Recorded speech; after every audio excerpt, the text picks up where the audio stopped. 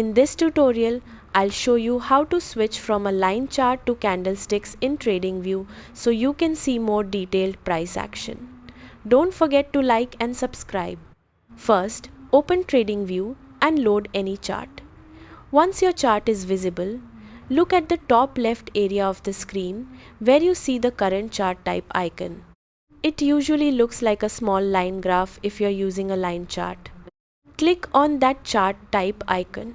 This will open a menu with different chart styles. Now, from the list, select candles.